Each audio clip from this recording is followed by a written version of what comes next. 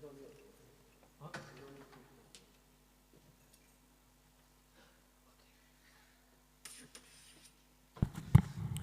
الله الرحمن الرحيم والحمد لله رب العالمين والصلاة والسلام على نبينا محمد وعلى آله وصحبه أجمعين أما بعد. So alhamdulillah, we have completed how many ahadith? 3 hadith. What lesson number is this? 30. So alhamdulillah, 30 lessons. This how many hadith? 3 hadith. Obviously the first 14 or 13 were the exam, not the exam, the introduction, and then after that, hadith number 1 were a few lessons. Hadith Jibreel was quite long, and that was the longest. And then hadith number 3 was only for a couple of lessons. Now, bi'idhnillahi ta'ala, was just as important, if not more important, than the study itself of a hadith is a revision of that. Because the reality is, the difference between a normal person, who in Arabic we call them muthaqqaf. Muthaqqaf literally might translate to cultured or something, but what it's referring to here, somebody who, and he knows what's going on when it comes to the Islamic sciences. But a difference between him and a proper student of knowledge, the main difference is revision. Because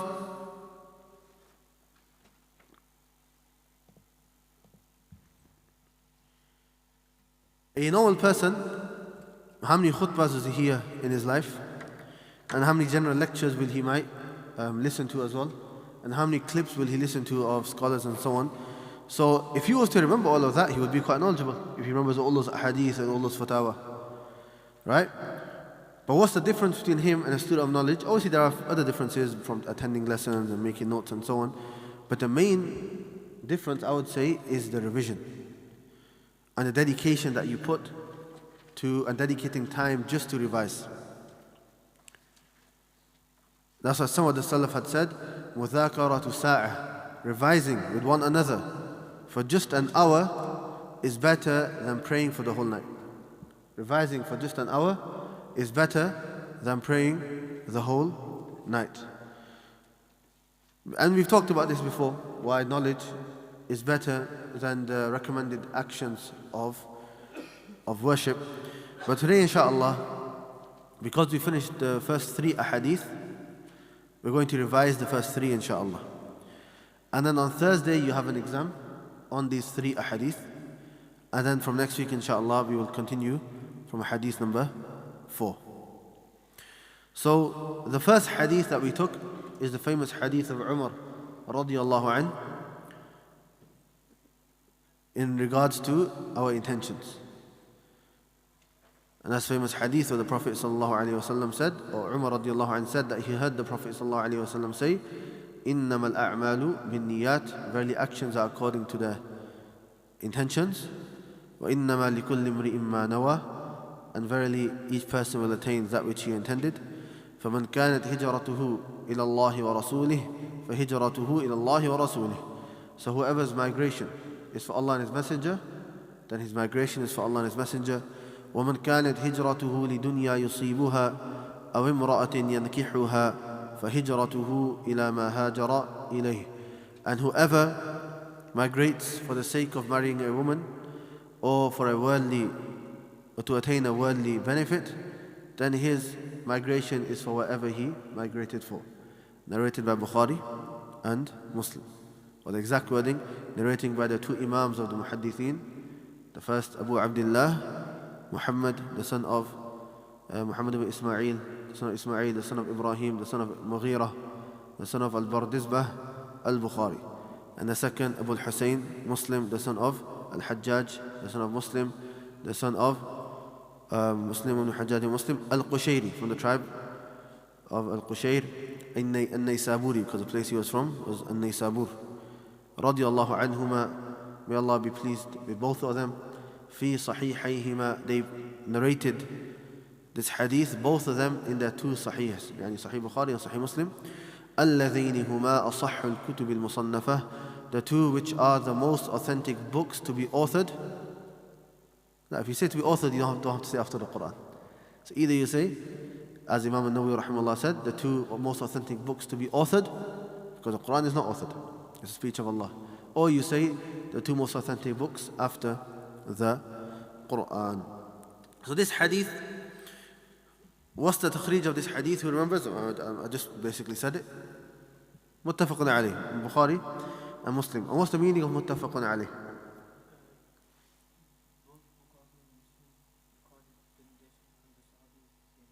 Agreed upon, meaning it has been agreed, hadith has been agreed upon, i.e. narrated by Bukhari and Muslim with the same companion. And both of them narrated the same hadith with the same companion. If the hadith is the same but the companion is different, then we do not call it muttafaqun alayh. Rather we say it was narrated by Bukhari on the authority of so-and-so and narrated by Muslim on the authority of so-and-so.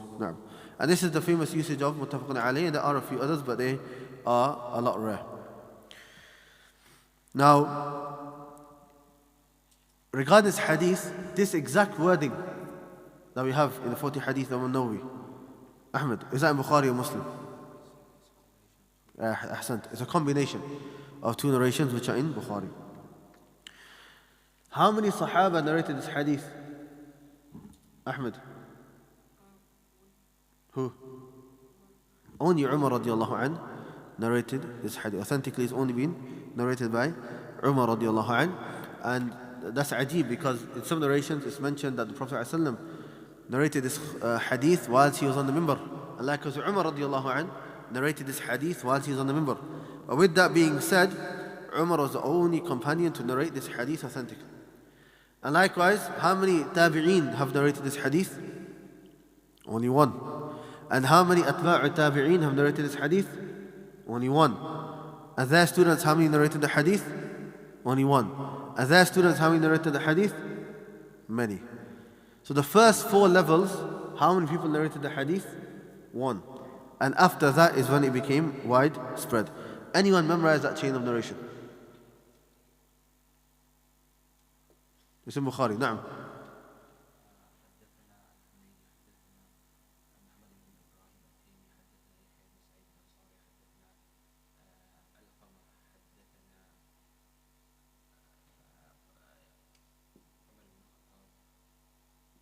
You're close. You're close. Anyone? Okay. The first person was Al-Humaydi, as you mentioned. However, I believe Imam Bukhari doesn't just write Humaydi, he writes his full name. Al-Humaydi, then he mentions Abdullah ibn Az-Zubayr. And then after him comes Sufyan ibn Uyayna. And then after him, he heard it from Yahya ibn Sa'id al-Ansari, who heard it from Muhammad ibn Ibrahim al-Taymi, who heard it from Alqamah ibn al-Waqqas al-Laythi, who heard it from Umar ibn al-Khattab radiyallahu anhu. And we mentioned how some scholars have said 700 people heard it from Yahya. When Ibn Hajar rahimahullah, he tried to find them, he could not reach 100, meaning it was less than 100. But without a doubt, that still is a great number, right? So does that make the hadith mutawatir because it's a big number? No. Why? Because it's not mutawatir on every single level. So what type of hadith is this? Ahad. What type of ahad? Gharib. Ahsant. This hadith is the first hadith in which books? Bukhari. Any others? Imam Nawawi's book? Any others? They're the main ones. But also we have Umd al-Ahkam by Abdul Ghani al-Maqdisi, Masabih al-Sunnah by al-Baghawi, and other books as well. There's another hadith in Bukhari that we said has the exact same format, where it's gharib, and the first four levels, there's only one person who narrated it. Which hadith is that? The last hadith. Kalimatani, Habibatani, ila ar-Rahman, wa ila ar-Rahmani. Two words which are beloved to ar-Rahman. The khafifatani ala lisan, very light upon the tongue, meaning easy to say upon the tongue, but they are thaqilatani fil mizan, but they are heavy upon the scales. Subhanallah wa bihamdih, Subhanallah al-Azim. Now, And the hadith, even though there's only one narrator in this first four, it fulfills the conditions of Sahih, and therefore the hadith is Sahih and is accepted. And it's a Sahih Bukhari which the whole Ummah has accepted. And the meaning of it is backed up by many different other ahadith and many different ayat in the Quran.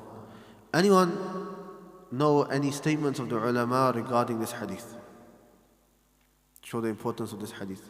No, Jumayd, go.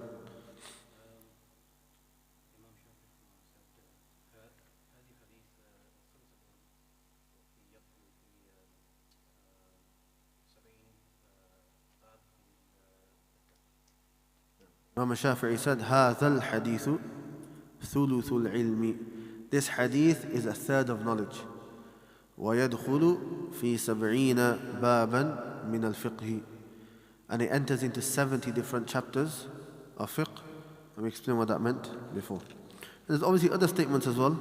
Abdul Rahman ibn Mahdi said, if I was to write a book, I'd make sure this hadith of Umar is in the beginning of every single chapter. And there's other longer ones, but if you suffice with the shorter one that Imam Shafi'i said, and you understand it properly, then that shows the importance of this hadith. With Umar radiallahu anhu, we didn't go into too much detail regarding his biography, but generally, what was his name? Umar ibn al-Khattab. His kunya? Abu Hafs. His laqab? We said two. Al-Faruq and Amiru al-Mu'mineen. Yeah. And when did he pass away? 23rd year after Hijrah. What's the sabab al-wurud of this hadith? Ahsant. The story, Muhajir Qais, where a man, he migrated for the sake of marrying a woman known as Qais, so he was known as Muhajir, the one who migrated for the sake of Qais. And we said, many ulama have said that this narration is unauthentic, but we said what is correct is, it's authentic, however, it does not connect with this hadith. And there's no correlation between that. Then the Prophet didn't say this hadith due to that story. No. There's none. Or there's none that we know of.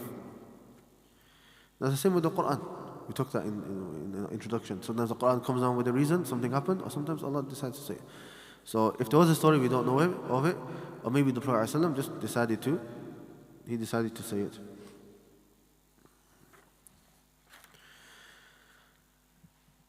Now, before starting this hadith, we give an introduction regarding intentions. Okay? So quickly, just some of the main issues. What's the ruling on our intentions for ibadah? Huh? Not obligatory. Condition, shart. We talk about shurut of salah, shurut wudu, shurut. It's a condition. Okay, and that's by ijma'. Except for some scholars that call it a rukn, but it's the same thing. It has to, you have to come with it.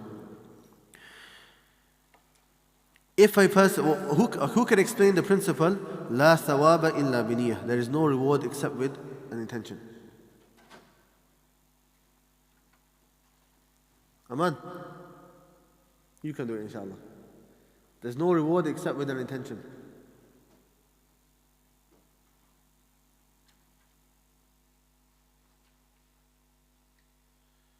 Awab.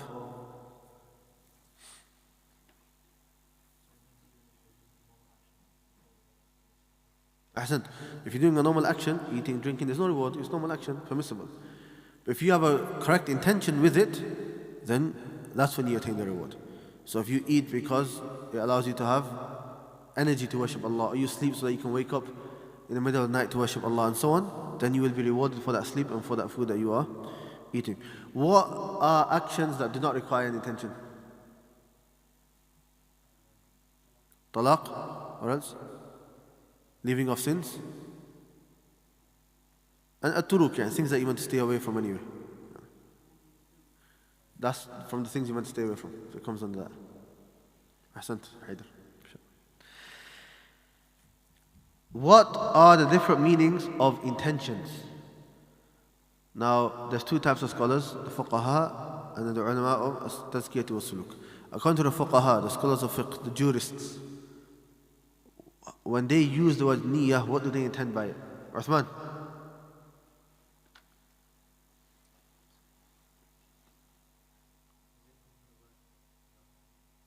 I don't want the linguistic meaning, I want the usage by the fuqaha.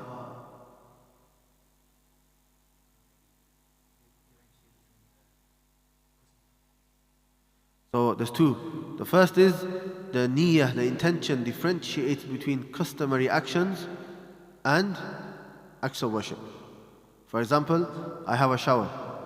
What makes it an act of worship is my intention. And I wake up, or it's Friday, right? It's sunnah to have a ghusl on Friday, sometimes I have a ghusl on Friday.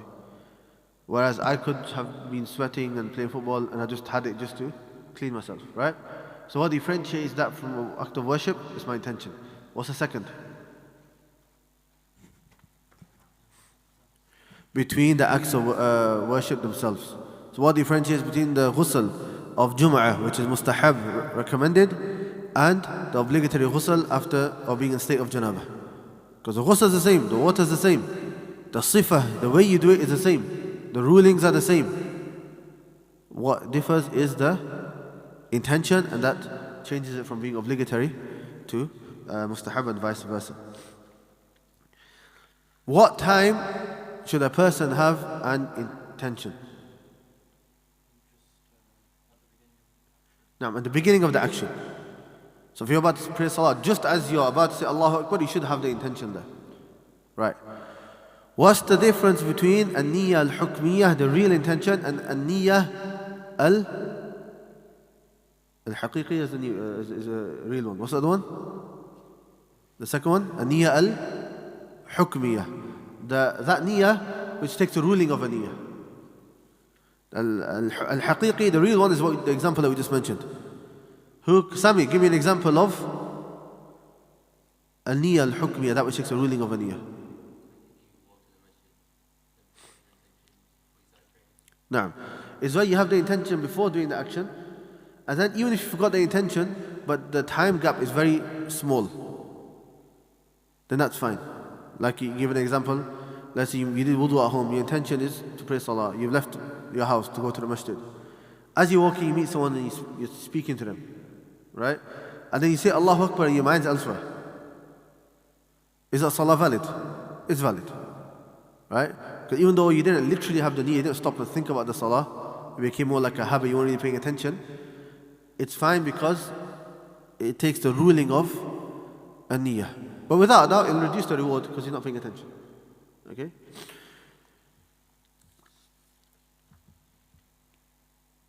What's the ruling of the salah? Aman. If I start praying my salah for the sake of Allah, then you see Yusuf walk in. So you start to lengthen your salah.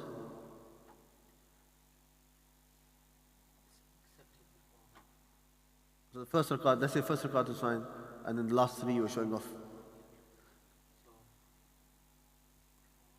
So first rakat's accepted, and the other three aren't.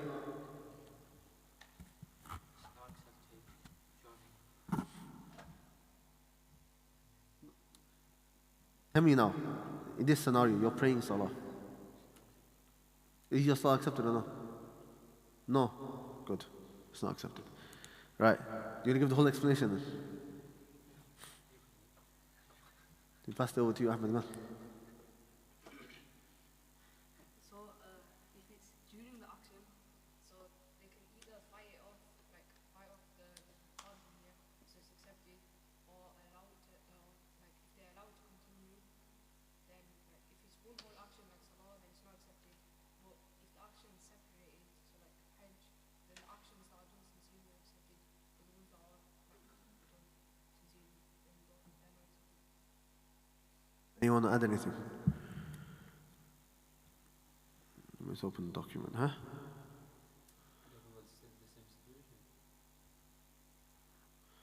No, generally the ruling of niyyah. Niyyah and mixing your niyyah with doing it for other than Allah.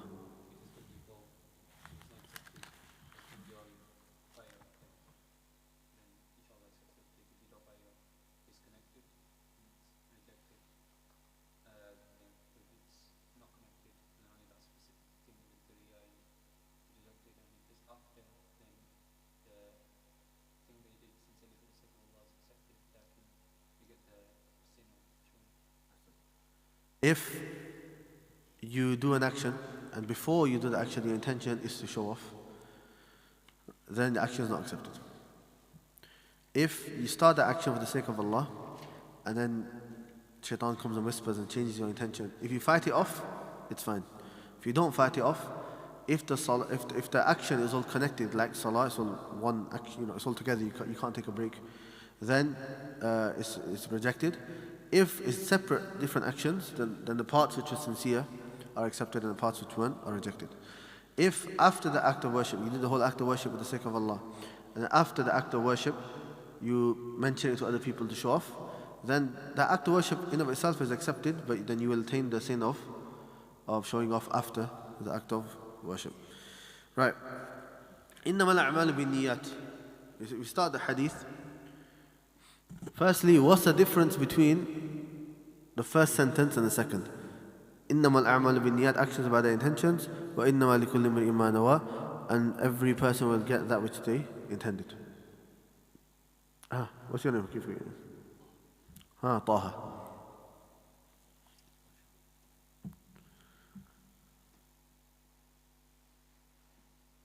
At the back. Not caught up. Hamza. What's the difference between the first sentence and the second sentence? The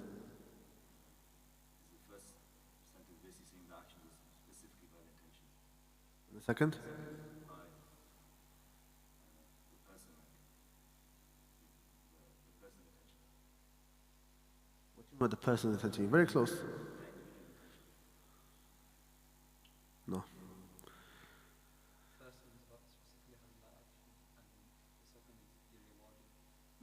The first is about the action, and the second is about who you are doing it for, the person. Yani for Allah, are you doing it for Allah, or are you doing it for other than Allah? So every person will attain that which he intended. If you did it for Allah, you will attain Allah, meaning you will attain reward. If you did it for other than Allah, then you will not attain it. Right. What's the meaning of actions by their intentions? Explain it. Actions by their, what does that mean?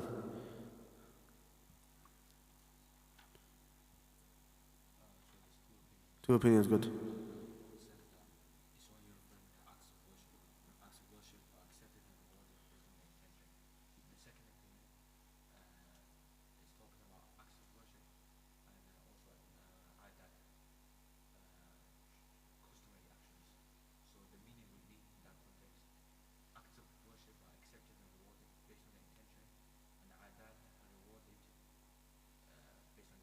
Good.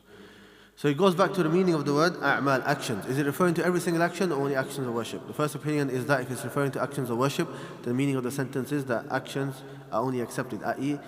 acts of worship are only accepted according to their intentions and rewarded. Or the second opinion is that a'mal is general, including all actions, which is worship and customary actions, and therefore if that is the meaning, then the meaning of the sentence becomes that acts of worship are accepted according to their intentions, and customary actions are rewarded according to their intentions. No.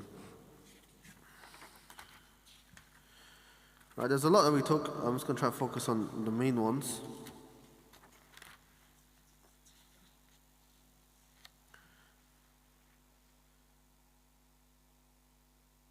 What's the ruling on hijrah, Awab?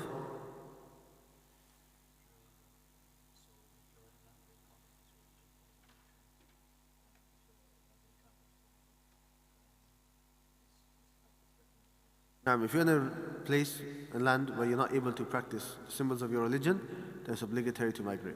But if you can, then it's recommended to migrate. What are the three meanings of hijrah in the text? The hijrah of the Prophet ﷺ from Makkah to Medina. And that's finished.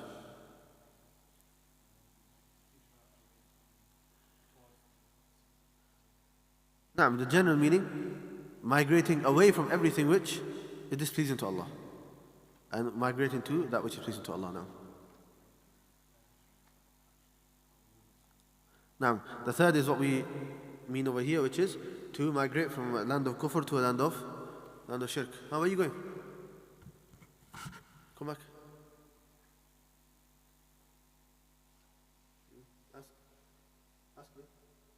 Ask me. Can you go to the toilet? Go. You don't walk in and out. It's not club breaking.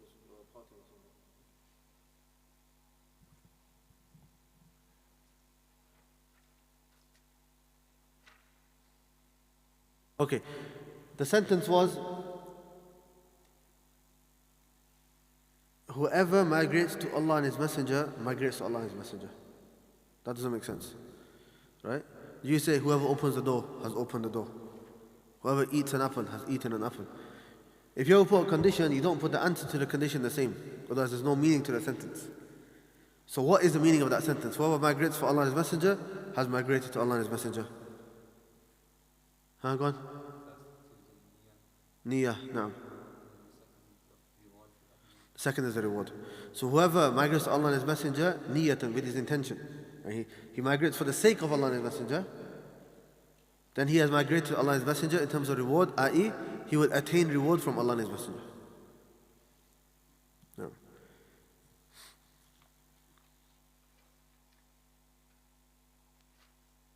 There's a difference between the first and second example. The first example the Prophet gave was a good example. Where the Prophet he said, whoever migrates for Allah and His Messenger has migrated for Allah and His Messenger. So in the wording, the Prophet repeated the condition. But in the second, whoever migrates for a woman or for worldly benefit, the Prophet didn't say, then he has migrated for a woman or for worldly benefit. But rather he said, he has migrated for whatever he migrated for. Like, the Prophet kept it general. Why? How much? To belittle it. It's not even worth mentioning that. No. How do we remove riyah? Akram.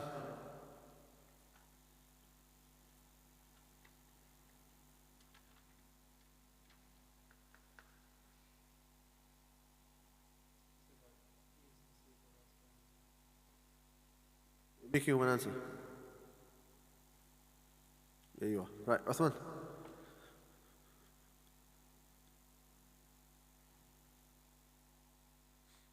We said 6 reasons in class. 5 reasons. Haider, give me one. Remove. No, but ahsant. That's how you rectify. But what are the things that help you remove showing off? And if you've got a disease in your heart, every time you pray, you feel like you want to show off. What are some of the things that you can do to help you? Ahmed.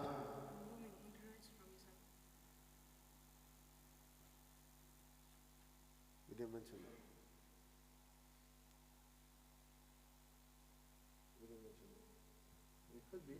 that. We didn't mention that.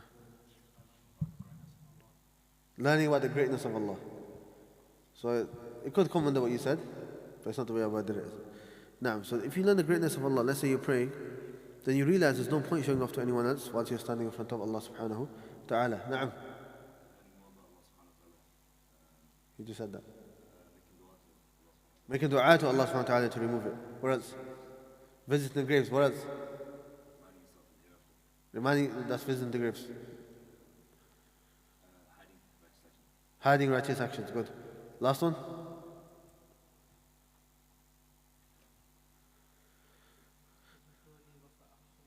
Yeah, very important one. Do not leave off an action out of fear of showing off. And some people say, I'm not going to pray because I fear if I pray I'm going to show off. That's from the trap of shaitan. Now you're not doing any act of worship. And now you've left off an act of worship for the sake of other people. That's why, was it Fadl ibn Iyad? He said, doing that is shirk. Doing that, leaving off an action out of fear of shirk is shirk. Because now you're leaving off actions for the sake of other people. What you do, you just take a minute, you rectify your intention, and you continue praying. No. Okay, there's a few other things as well. We will skip them. What's the intentions of a student of knowledge? What intentions should they have? We took this to Ta'azim al-Ilm as well. Huh? Remove ignorance from yourself and then others and derive knowledge.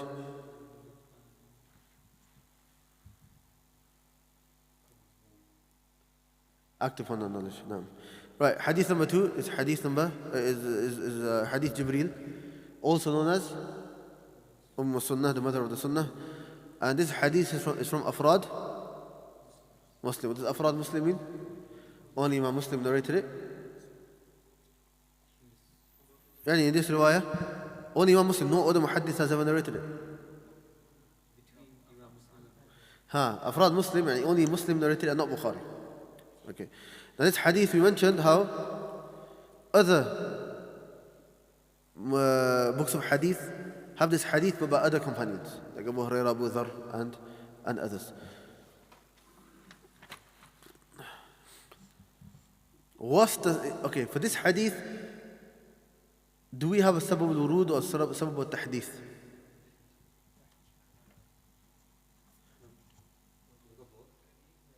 Sabab al-tahdith.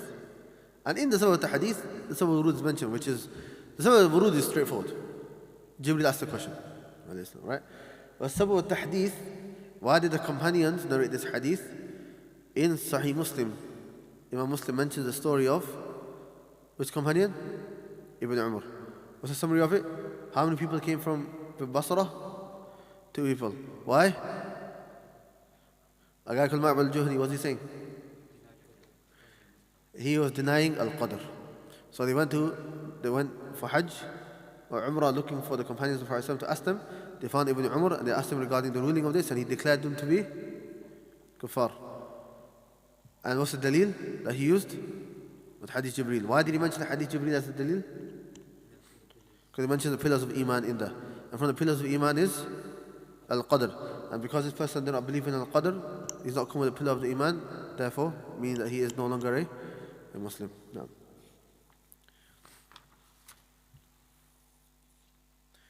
Right, Jibreel alayhi salam coming and sitting right in front of the Prophet sallallahu alayhi wasallam. Where did he put his hands? On the thighs of the Prophet sallallahu alayhi wasallam. Why? 2 reasons. To show that he's not from here, or the ulama say to show mubalagha, an excessive amount of how close he should sit to the teacher. Right. Who can mention some benefits of Jibreel alayhi salam entering and sitting right close to the Prophet sallallahu alayhi wasallam and all the other characteristics that were mentioned in the hadith?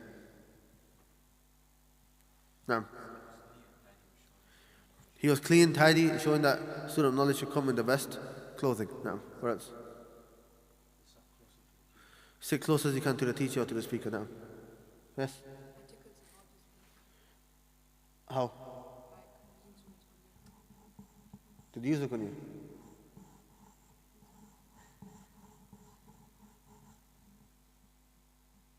What did he say? He said, Ya Muhammad. He didn't use that. But from there he did that to show that he was a Badr. No. No, you can ask questions even if you know the answer. You ask a question to benefit others. No. To go and ask, you went straight to the Prophet ﷺ, you go straight to the most qualified person. No, what else? It showed the humility of the Prophet ﷺ. How? He will sit with others. And it shows the eagerness of the companions because they will sit with the Prophet ﷺ learning. Ibn Taymiyyah said you can sit with the people of knowledge with the condition you don't waste that time. Okay. What was the first question? Inform me about Islam. And the Prophet gave the answer with what? 5 pillars of Islam. What's the meaning of Islam, Osman? To submit to Allah with tawheed. Good. وَلِنْقَيْدَ بِطَاعَ وَالْبَرَاةُ مِنْ شِرْكِ وَأَهْلِ. And then to submit to him with obedience and stay away from shirk and his people. And then we'll talk about the pillars of Islam in hadith number 3. Second question was about Haydar. Second question. About Iman. Good. Hamza, what's Iman?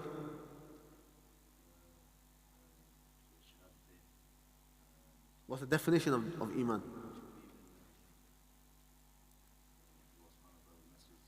That's the pillars. What's the meaning of Iman?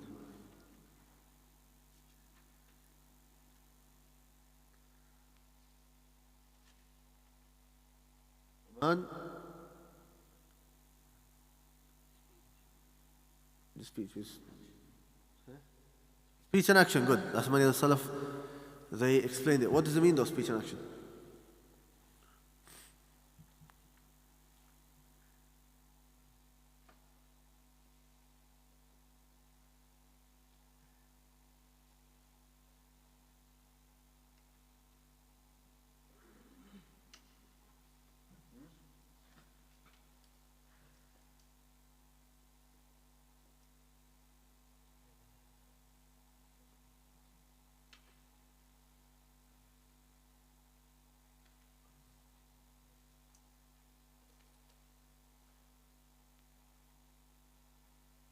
One on one. Ahmed, you can help him.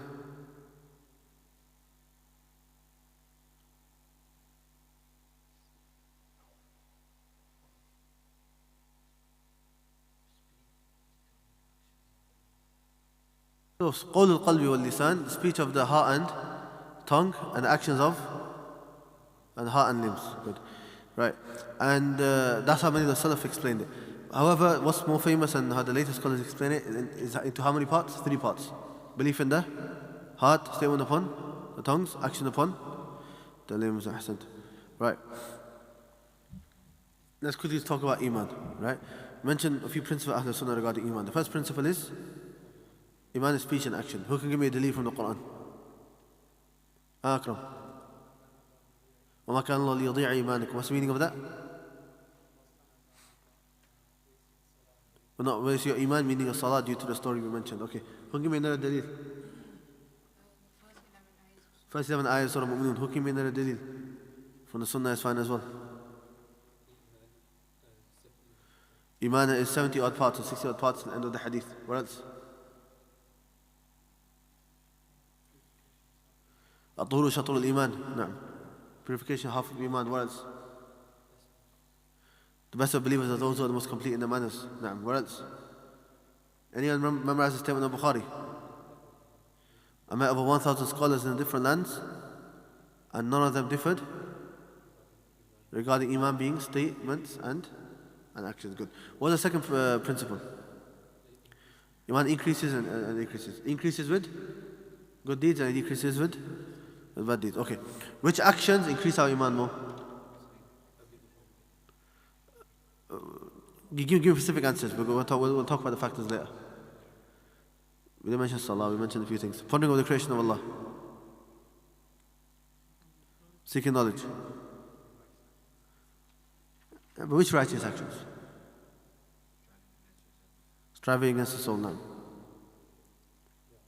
Dua. Now, these are the main ones, and then obviously Salah and everything else as well. What else? نعم, you can add it. It's not what we mentioned, but no. Da'wah, نعم, comes under that. Okay. What are 3 factors we mentioned that have an effect on how much your Iman increases if you do a particular action? Not place, time. First, quality. Second, the quantity. The type. Type means obligatory is better than recommended. That was type. Quality means sincerity and following the Sunnah. These 2 things. Khushu' can come under sincerity. And number 3, the amount. And if you recite Quran for half an hour, then that's less than if you recite Quran 2 hours, right? Generally, obviously, different person we explain that generally. Okay, what about sins? Which sins? No. Yeah, but the same factors plus the strength of the caller. No, if it's less, then Iman will decrease more. Give me an example.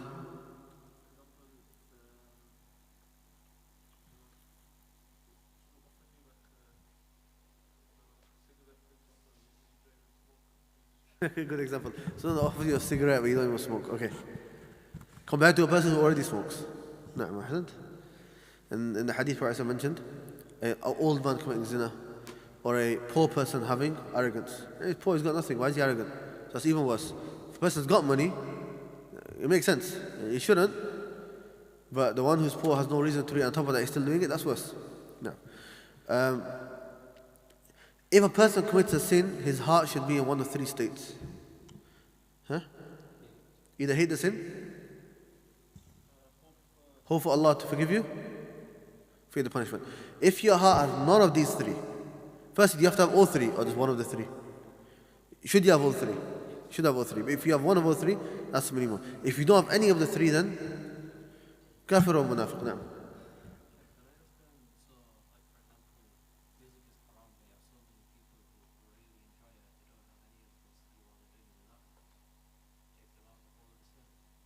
Depends why.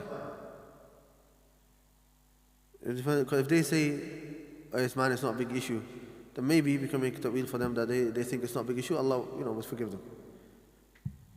Maybe, no. Or people nowadays spread it out that it's not even haram, it's fine. So if they've got a doubt, then maybe. Even though it's clearly haram, mentioned in the Quran and in Bukhari and other places. Okay. After that, what do we take? Right, major sins. What's the major sin? Yusuf, what's the major sin? Coming late to class? Minor sin, not major. Huh? Give me a proper academic definition, man. You're studying for over 1 year now, 1.5 years.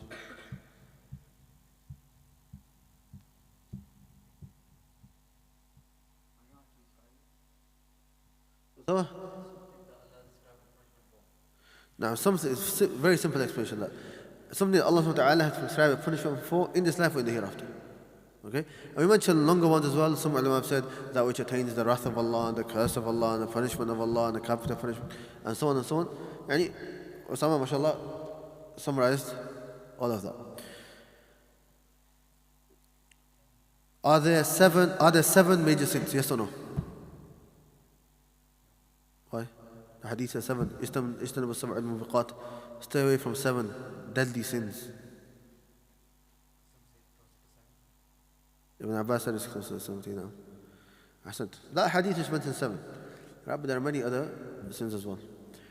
What's the belief of Ahlul Sunnah regarding a person who does a major sin? Is he in the hellfire? Hamza? Yeah.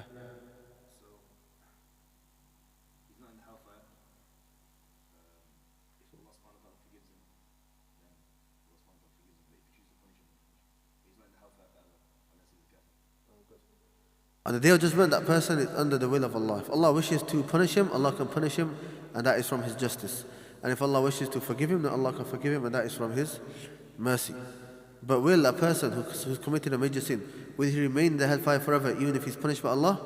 If he's a person of Tawheed, then he will not remain in the hellfire forever. Eventually he will be taken out. Okay, that was regarding Iman. Obviously there's a few other things. Make sure you go over all the notes. Yeah, we don't have time to go through every single point. And then we started to talk about Tawheed.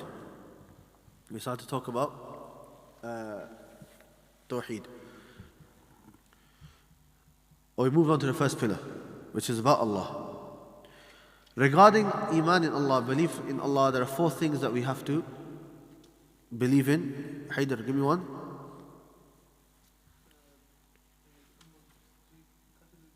Okay, 3 categories of Tawheed. Right. What's the remaining one? That Allah subhanahu wa ta'ala exists. Right. Summarize the proofs that we mentioned regarding the existence of Allah. From the creation. Fitrah, na'am, fitrah. And then? Textual evidences.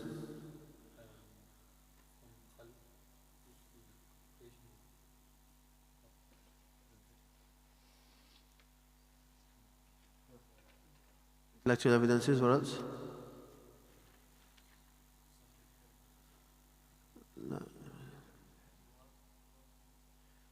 Yes, we mentioned obviously modern day science and stuff can be used, but that's not the asl. It's not the asl. No. Dua is being accepted. We mentioned the stories of the prophets and how they made dua and their signs and their miracles as well. No, we mentioned them. Okay. Dua is being accepted. No, you're right. Right. Then we talked about Tawheed. Now, what's the linguistic meaning of Tawheed? What's his name? Ubaid? What's the linguistic meaning of Tawheed? No. Akram. To make something one. What's the Islamic meaning?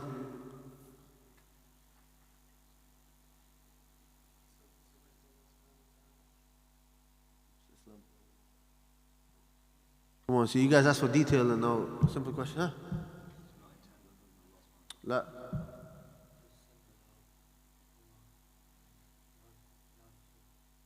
That's a longer version. I'll give you a shorter version.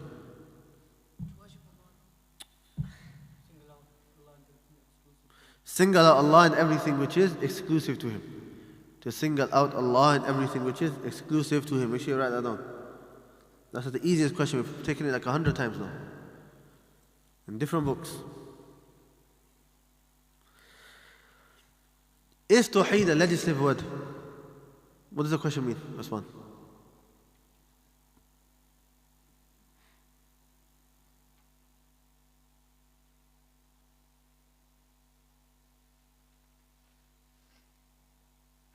Wait, what does that mean? Is it from the texts? نعم. Has it been narrated in the Quran and Sunnah? What's the answer? It's mentioned in the Sunnah. Give me an example.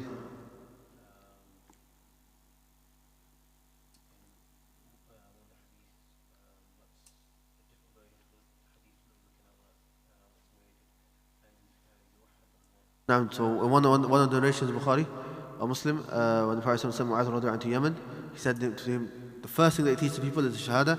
In another narration, it is إِلَىٰ أَنْ يُوَحِّدُ اللَّهِ وَالتَّوْحِيد. Call them to the Tawheed of Allah. Now, give me another dalil. That's what we're going to use. Anyone got another dalil? Yes, Hamza. Naam, Kitab al-Tawheed, it's a book of Tawheed. That shows that the Salaf used it as well. But give me a hadith. That's his own chapter that he made. If they were from min ahli tawheed. No. What else? Also the story of the father who vowed to slaughter. So the son said, he passed away, he didn't slaughter, should I slaughter on his behalf?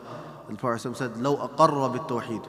If he had a firm tawheed, then it would have benefited him. Otherwise, it's not going to benefit him, so don't. No. Now he's considered from the Salaf, even though the timing is later, but that's what we say, atba'u. He's from those who have followed the Salaf, and he's from the Imams. La shak. Right. The three types of Tawheed. Actually, you didn't get Tawheed right, so I'm going to ask it. I was going to say, we know it. We'll move on. But go on. What's the first type of Tawheed? Rububiyyah. What's the definition?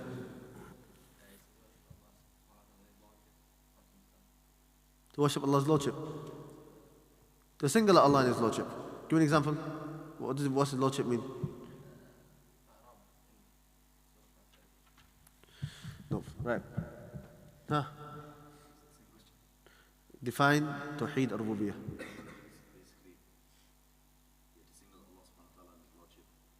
What does that mean, Lordship? Now, see, there's two definitions. Either you say you single Allah in His actions, or you say you single Allah in creation. What else? Now, disposal, control of all affairs, and ownership that He owns everything. These three are specified the most in Al-Rububiyyah. Now, right. Al-Uluhiyyah. Usama, define it.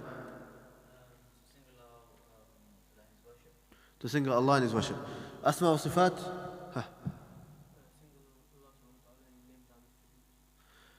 Now, single Allah in His names and attributes by affirming that which is affirmed in the Quran and Sunnah, negating that which is negated in the Quran and Sunnah without doing what? How many things? 4 things. First, Amash, ta'ati without negating. Tashbih, likening Allah to your creation. Tahrif, distorting the meaning. Tashbih, tamthil, actually what tamthil we should use, but now we just mention it. Takyif, asking how. Yeah. What are some foundation principles regarding the division of At-Tawheed? Masharas. Some foundational principles regarding the division of Tawheed.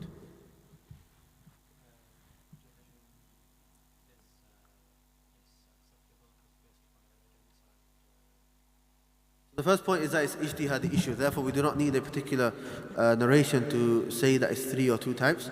Rather, as long as it's in line with the Sharia and it doesn't oppose the Sharia, then it is accepted. Just like other scholars have split the conditions of Salah to 9 and the pillars of Salah to 14 and so on. Now, give me another principle. Ahl al-Bid'ah split themselves but into different types. So the issue isn't with the division of Tawheed, but rather it is how it is divided. Now, many of the Salaf, give me some names. Abu Hanifa, who else? Ibn Manda, Qadi Abu Yusuf. Khalas. Another principle.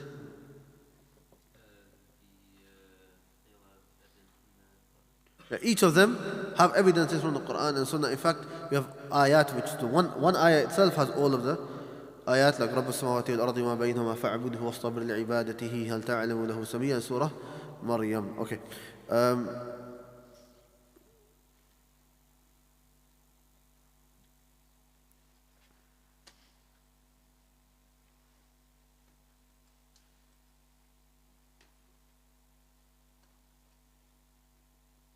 Who can give me some virtues of Tawheed?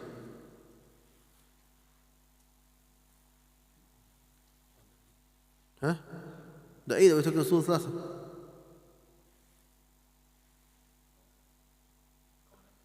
Can't enter Jannah without Tawheed. Your deeds aren't accepted without Tawheed. Increase the good deeds. Expiate sins. We were created for it. You attain the intercession for us. Tranquility, safety and guidance. No, what's the reality of Tawheed? What do we mention regarding this point? The reality of Tawheed. That's the title. What do we say regarding that point?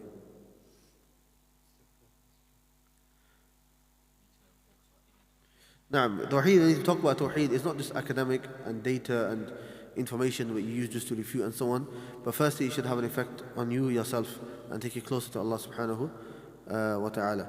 The importance of calling to Tawheed. What shows the importance of calling, doing da'wah to Tawheed?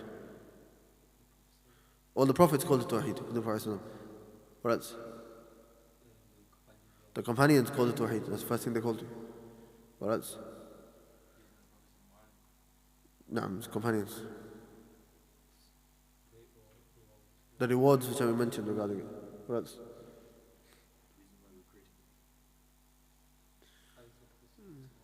And the greatest ayat in the Quran regarding Tawheed. Naam, it removes all these doubts and all the shirk and innovations that are taking place now. Right, we said there are 3 types of da'wah to Tawheed. You can't remember the exact names, give me the explanation. Bring in Tawheed. Somebody who is non-Muslim, you give them Tawheed. Now, second, correcting Tawheed. Those people that have mistakes in their Tawheed, following the shirk or innovations, you correct it. And then third, strengthening Tawheed. But people upon the Sunnah, you keep them firm. No. Right. Al-Rububiyyah, there's a lot of issues. Tawheed is quite long. If you go through everything, it's going to take a lot of time. I don't want to make this too long. I just want to go over the main things. Right? And then it's upon you to fill in everything else. Did the Mushrikun of Quraysh believe in Rububiyyah? Yes, generally. Did that enter them into Islam? No. Why? What was missing? Tawheed uluhiyyah. Who can give me a dalil, a proof? Why do you all go quiet when you say proof?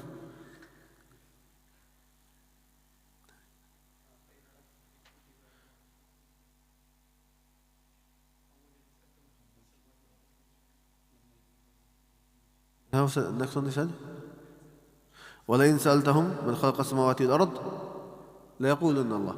If you were to ask them who created the heavens and the earth, they would say Allah. So they believed Allah existed and He created the heavens and the earth, but then the issue was that they did not single Him out in worship.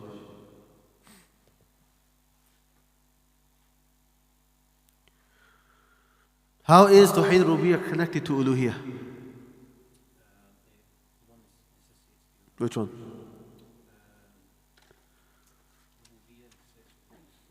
Rububiyyah necessitates Uluhiyyah and Uluhiyyah? No, not necessitates. Includes Rububiyyah. No. Okay, Uluhiyyah. We said Tawheed has 2 meanings or 2 usages, a general one and a specific one. The general one is to single out Allah and everything which is exclusive to Him from His Rububiyyah, Uluhiyyah and Asma' Sifat. What's the specific meaning of Tawheed? To single out Allah in His worship, Tawheed Uluhiyyah. Because this is the main issue that the prophets had with their people, and that's why they went to war and so on. And you can go over these details yourselves. The history of Tawheed and Shirk and all the issues. So the people who are upon Tawheed, and slowly due to their extremism with the people who have passed away, they made statues and pictures of them, and then that was to remind them regarding and motivate them regarding worship of Allah, and eventually they started to worship Allah subhanahu wa ta'ala. Who was the first one to bring idols into the Arabian Peninsula? Amr ibn, before that, Amr ibn Luhay al-Khuza'i.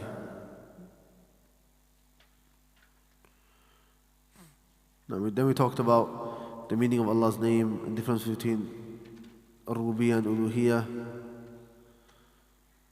نعم. Read that yourself. Asma wa Sifat. نعم.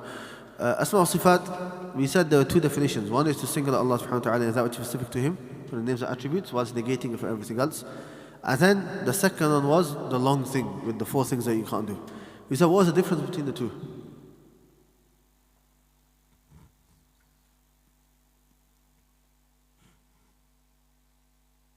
Yeah?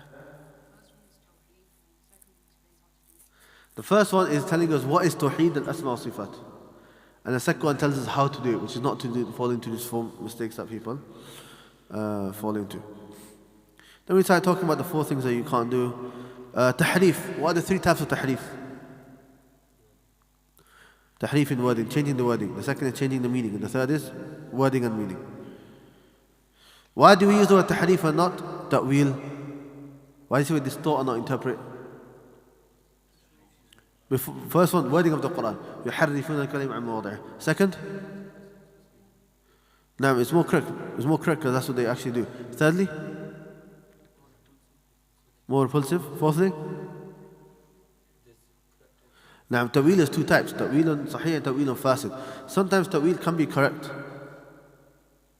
but there are conditions, which is that there should be a dalil, the Arabic language should be able to take that meaning, the Arabs should have spoken like that, and so on. Otherwise, and that which is the case here, what they do is somebody that says, no, it doesn't mean this, it means that, they are doing tahrif because it's ta'wil batil, fasid. But because ta'wil can have a correct, can have a correct meaning, we use the word tahrif to give it a more repulsive meaning and to make it more clear. Why do we use tamthil instead of tashbih? Same, first reason same, wording of the Quran, laysa kamithlihi shay. The second, what's the difference in tamthil and tashbih? Naam, tamthil is likening something to something from all aspects. Tashbih is likening something to something from some aspects. Naam, tamthil is the two types.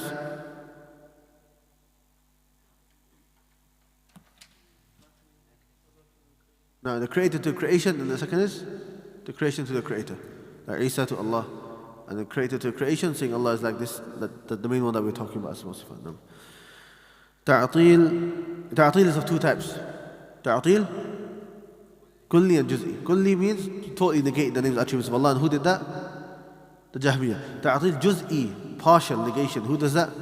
The Sha'ra, Mu'tazila, and so on, where they negate parts. No. Who remembers silsilatu shar, the evil chain? Go on. Go and read it. Labid is right at the top. Okay, go on. And then? Naam, Talut, and then? Abani ibn Sam'an, then? Ja'ab ibn Dirham, and then? Al-Jahm ibn Safwan. That's what Jahmiyyah come from. But who was the first one to say the statements of the Jahmiyyah? Was it Jahm? It was Ja'ad. Ja'ad said it first. Obviously, you can see where he took it from. But Ja'ad is the one that said it, but the one who made it famous was Jahm. Explain the principle, كل معطل مشبه وكل مشبه معطل. Every person does ta'atil, does tashbih, and every person that does tashbih does ta'atil. You can look at your notes if you want. Huh? How?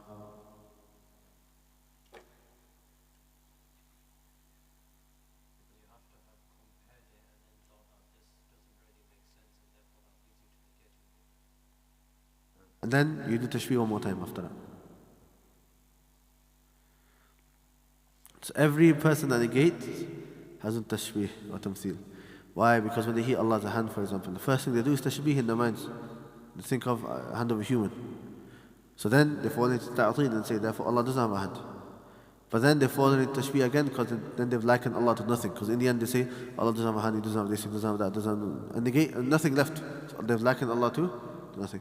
What about every mushabbih being a mu'attil? Now, he's negated the correct meaning. He's negated the ayah that talk about it. And he negated? And the general ayat as well, showing that nothing like Allah subhanahu wa ta'ala, and therefore that causes him to fall into ta'atil. Let me mention the story of Abdul Rahman bin Mahdi with the young boy as well. Takif al-Tamthil. There was something that I wanted to mention regarding Takif al-Tamthil. I actually forgot to get back to it. I'm going to get back to it and I'll send a message in the group. I remember there was something which I said. I'll get back to you guys on it. There's not a time to look. But, okay. Why are we not allowed to ask how? Like, logically. We don't have an evidence for it. Okay. Who can explain that a bit more? Even if you don't have an ayah, why can't we still ask about it? Naam. Naam, sahih. But why? Naam, because there's only three ways to know something. Either you see it, you see something similar to it, or somebody trustworthy informs you of it. We cannot see Allah, there's nothing like Allah subhanahu wa ta'ala, and the Prophet did not inform us of it. Right? So therefore there's no way that we can work it out. Right? No. If somebody asks you regarding how should you respond? Now there's two ways. Either you reject the question, like Imam Malik did. The second is a very famous principle, how they answer, which is al-qawlu fi sifat kal-qawli fi dhat. Speaking about the sifat of Allah is like speaking about the essence of Allah. So you say to a person, do you know the essence of Allah? Do you know how He is? He's going to say, obviously no. So then you say to him, okay, if you don't know that, how are we going to speak about the characteristics of Allah? Because everyone's characteristics are corresponding to the essence. When we say a hand of a human, the hand is what's appropriate for a human to have. When you say a hand of another animal, or they're going to have different according to which animal it is now.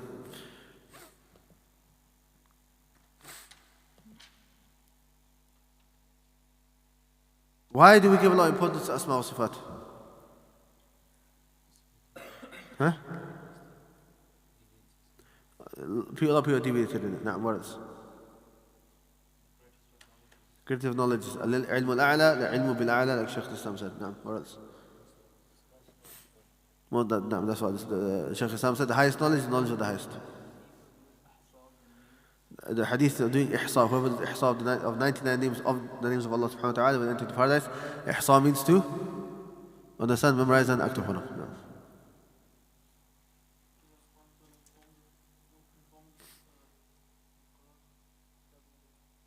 Allah subhanahu wa ta'ala mentions in the Quran. What else? Na'am, you can make dua to Allah with these names and get closer to Him. No. Okay. Okay, let's move on to the angels.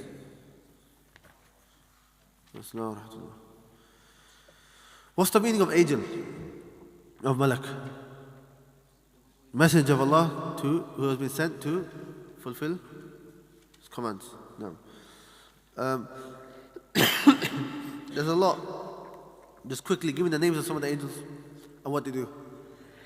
Jibreel, what does he do? Revelation. Mika, what does he do? Rain. Then Israfil, what does he do? Blows trumpet. Then Munkar and Nakir. Questions the grave. Harut and Marut, what do they do? They tested people by teaching the magic now. Malik, God's gates of hellfire now. What are the four things that we should know about angels? Believe in them, their names, their roles, and the attributes now. Okay, there's a few more attributes and stuff and names. Attributes made from light. They have the ability to take shapes, miracles, have wings, and so on. You can read it, and then we talk about the benefits in angels. Okay, that's the angels. Then when it comes to belief in the books, what are the four things that we should believe in? They're all from Allah. Haqiqatan, ahsant. And then?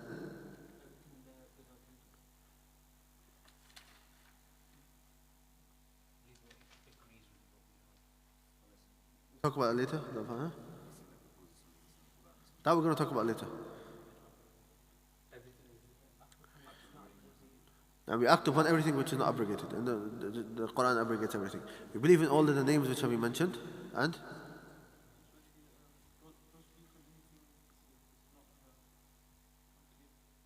We're going to get to that point in a second. Now, we believe in everything which is authentic from them. Okay.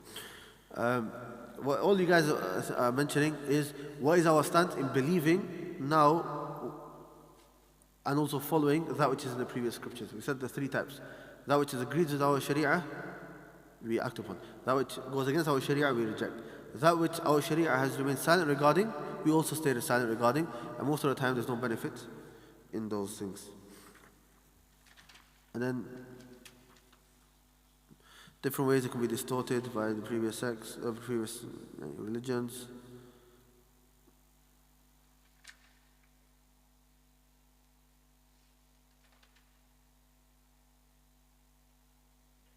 Meaning of having iman in the Quran and benefits. Okay, let's move on to messengers. What's the difference between prophet and messenger? We mentioned different number of opinions. Mention all the opinions. Yeah, you can have a look.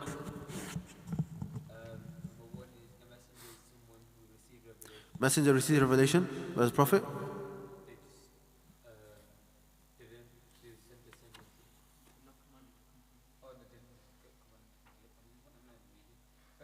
The first one is that messenger received revelation and commanded to convey it, whereas the prophet has not been commanded to convey it. Now,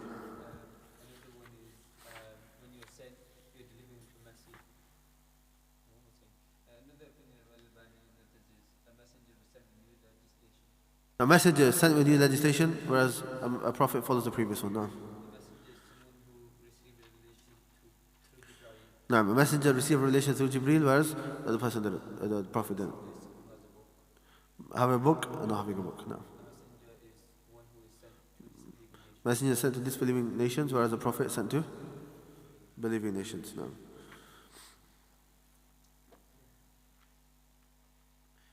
How many prophets in the Quran? 25. In those set of ayahs, Surah Al-An'am, how many did we mention? 18. So how many left? 7. You can revise them yourselves there.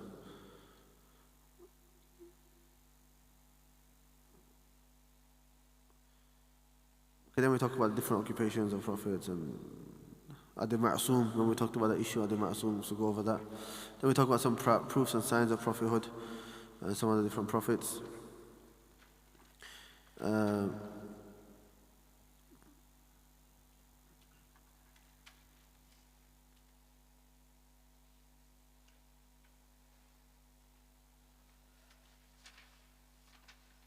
Okay, then belief in the last day.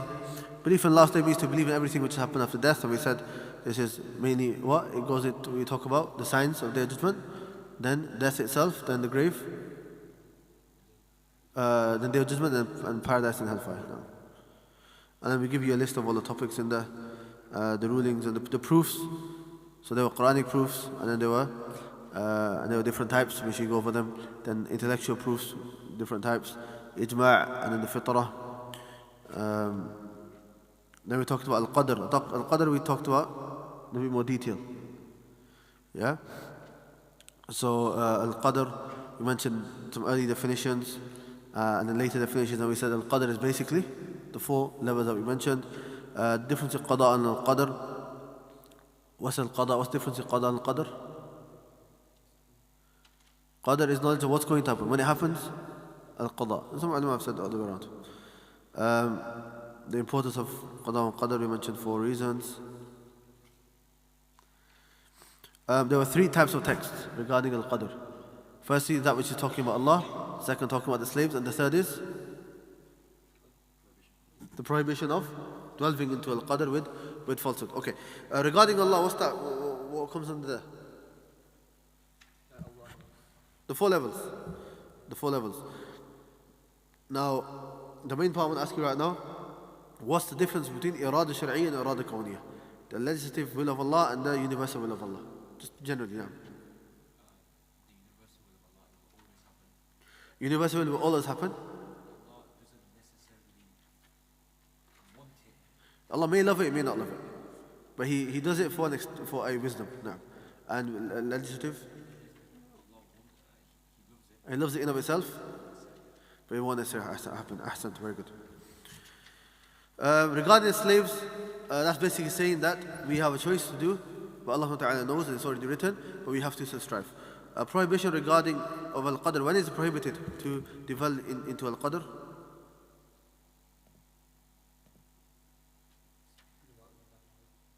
Speaking without knowledge, when else? Guessing the qadr and when it will be and things like that. Now, what else? Opposing al qadr and trying to cause fitna through it. Now, what else? Huh? Being displeased with al qadr. Now, using your intellect trying to understand al qadr and so on. Now, the hadith, وَالشَّرُّ لَيْسَ إِلَيْكَ, evil is not to you. What's the meaning of that? Different meanings. Give me some. Everything. And subjective is evil to us, but objectively there's no evil. There's no thing as pure evil. We talked about that now. What else? Evil does not go up to Allah subhanahu wa ta'ala, rather only righteous actions. They don't extend. No. We said also we can't get close to Allah through evil actions. We don't attribute it to Allah by itself, rather we keep it general. Okay? What else? And lastly, that meaning that evil is not from Allah, and Allah subhanahu wa ta'ala does not have that characteristic of being evil. Then we started talking about ihsan. Ihsan we've taken, the meaning of ihsan. How many pillars of ihsan are there? There's one pillar, 2 levels. What types of ihsan? 3, yourself, with the creator, with the creation, and with yourself. Then we talked about the rest of the hadith. Only Allah knows when the day of judgment is. What's the meaning of, and a slave girl will give birth to a mistress. Ibn Hajar mentions 4 opinions. That a man will have a relationship with the slave, and that child will take the position of the master. Another one is that slaves are so widespread, a person will buy a slave not realizing that it's his mother. The third is that a child of a slave generally will become the leader of the people. And number 4 is an indication to show the people will be disrespectful to their parents. And the second, that you'll see the barefooted, naked, destitute shepherds competing with one another with tall buildings. All of that shows us that at the end of times, the affairs will be turned on their heads. And the hadith finishes, and we mentioned a few benefits regarding that, which you can read in your own time. With hadith number 3, the summary, just to summarize it, because I don't want to keep you guys too late. We talked about 5 pillars of Islam. What's the new thing in hadith number 3? The word buniyat is built. What benefit does that give us? Yeah, so it shows us that these are pillars, right? Because that wording was not in hadith Jibreel. Right, we talked about shahada. There was two parts. With la ilaha illallah, we talked a bit more about la ilaha illallah, which is building upon tawheed. And the la ilaha illallah, we said you need to know 4 things: the meaning, the conditions, the pillars, and the nullifiers. Okay. Then we talked Shahada Muhammad Rasulullah. We talked about the pillars, the rights of the Prophet sallallahu alaihi wasallam. All of them are summarized into to venerate the Prophet sallallahu with his right, without too much extremism and without not respecting him or loving him and not upholding his right. We also talked about loving the Prophet ﷺ and the signs of loving him. And we talked about all of these things in detail, so revise it. Then when it came to Salah, we talked about a bit more general, but we did mention what does it mean to establish Salah. 4 things: to pray that the Prophet ﷺ prayed, pray in jama'ah for men who are able to do so, to pray with khushu', and to pray in the correct time. And we mentioned a few hadith showing the severity of the one who does not pray Salah. We also talked about how can we attain khushu' in our Salah. Come on time, do the sunnah properly, do your wudu properly, learn the meaning of Salah, change the adhkar that you are saying. Okay, and in total I think we mentioned about 11, 12, so you go over that. And then we quickly talked about zakah, fasting and hajj, and we finished the hadith. That is a very, very quick summary of the first 3 hadith. I know I spoke a bit quicker towards the end of the lesson, but if I spoke slowly then we wouldn't have finished, okay? But it's upon you guys to memorize now, and to revise, and to test one another, and to be ready for the exam on Thursday, inshallah. Inshallah, Thursday's exam will be online, so you don't need to come in. Okay, I'll send the Google form, inshallah, into the group. I'll send it after Isha, bi'idhnillahi ta'ala, after Isha. So you don't have to come in. And inshallah, next week, from Tuesday, we'll continue with hadith number 4. So those who are memorizing, memorize hadith number 4 as well, inshallah. Any questions? We'll mark it in lesson first and then. And these are the ones that don't know anything in class, but when I make a little mistake in like a sentence or something, then it's a big issue, huh?